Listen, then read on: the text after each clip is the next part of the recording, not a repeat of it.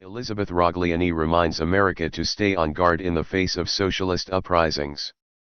When Elizabeth Rogliani witnessed statues being torn down across the United States in June, she posted a video on social media that ended up going viral as it struck a chord with millions of people. Why do I even care about some silly little statues coming down? Or some silly little street names changing? Why do I care? It's because the last time I didn't care about this, I was a teenager. I have already lived through this when I was living in Venezuela, she said in her viral video. Sponsor: the statues came down, Chavez didn't want that history displayed, and then came the school curriculum and so on and so forth, she added. Born in Venezuela in the early 90s, Rogliani personally witnessed what happens when a country doesn't heed the warnings of crippled societies before them. In order to hear more about her story and perspective, I personally reached out to Elizabeth with a few written questions and she sent in extremely thoughtful and detailed responses. Look below for the full Q&A. Question: when you see what's going on in the United States, especially when it comes to the far left, do you think we're approaching the point of no return? Are the radical elements of the left almost too far gone to be redeemed?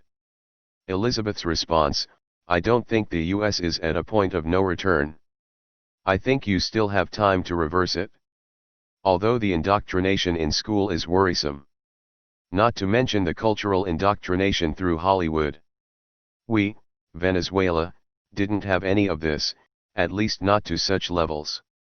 But you do have people working on your side that have high positions of power, and within a few years I think they could make important decisions on a federal level that changes the course of the US. I think this obvious display of radical ideas will mostly serve to separate the radical left from the moderate left. I think people can reach a breaking point so they realize how much they have been manipulated for years.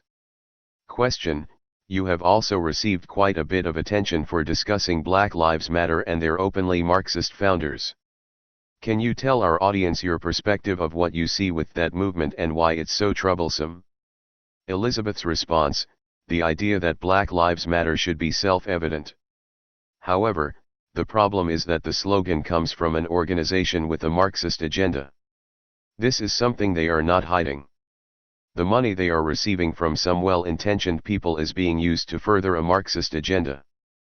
People donating probably agree with the fact that people's lives matter, but they might not agree with Marxism or disrupting the Western prescribed nuclear family as they used to have on their website. Question: I've spoken to many immigrations from Latin America, and many of them have discussed their opposition to the Democrat Party.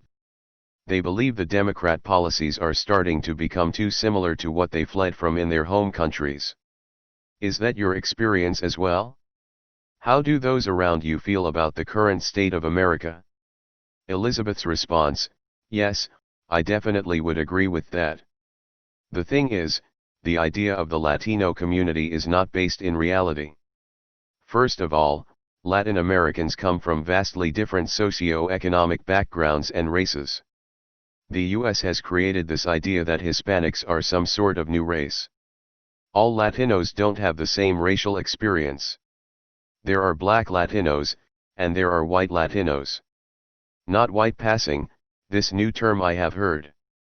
There are Latinos in Venezuela whose families emigrated to the country after the First and Second World Wars from Spain, Germany, Italy, etc. Why am I making this point? The idea that Latinos are a group is strange to me, because there are 30+ countries in Latin America, all with their own histories, struggles, and traditions. As a whole, yes, we speak Spanish and are usually Catholic. But as a group in the US we are far from a monolithic group. Most of the Hispanics I know in the US are Venezuelans, and mostly those who I spend time with came from a similar background to me in Caracas, middle class and upwards. The Latin Americans who come from similar socio-economic backgrounds usually find each other, possibly because we share similar values and ambitions. Also, most of the immigrants the US gets from Latin America are people that come from lower socio-economic backgrounds in their own countries. It's easy to see from Mexico.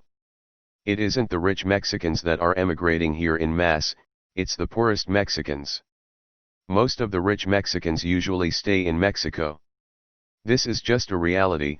I am not attempting to put a group of people down, but perhaps class mobility is harder in Mexico and in Central American countries.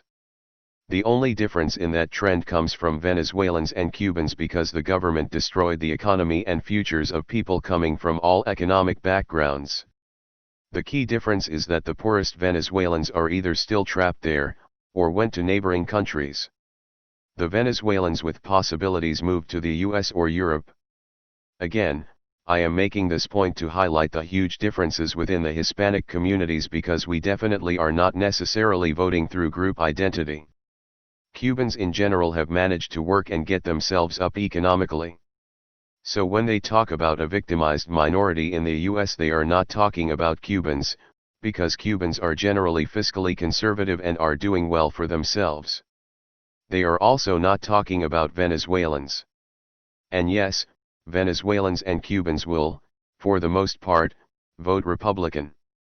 The younger generation of Cubans, however, might just think like the rest of American youth and forget what their parents and grandparents told them because they did not live it themselves. From my surroundings, 9 out of 10 Venezuelans I know in the US will vote for Trump. Question: in your opinion, what is the first step Americans should take to make sure our country doesn't go down the same path as Venezuela? You got the discussion going in a big way with your viral video, but what is the next step? Does it all come down to voting, or is there something more? Elizabeth's response: voting is definitely a big part, but people having conversations and voicing opinions is also important. The loudest voices out there will get things moving if there is no counter. Silence will not help. People need to be vigilant, because they take away your rights little by little, in a way that doesn't have much opposition. Finally, it's very important to not let go of education or culture, because right now, people are being indoctrinated from high school to college. It's important conservative principles are present to counter the heavy-handed progressive ideals. Movies, TV shows, etc. are all filled with progressive programming. That has to change. Hollywood was very clear about the fact that it does not tolerate open conservatives working in the industry. It's time to change that. After her initial video went viral, Elizabeth made another video which further detailed her experience in Venezuela.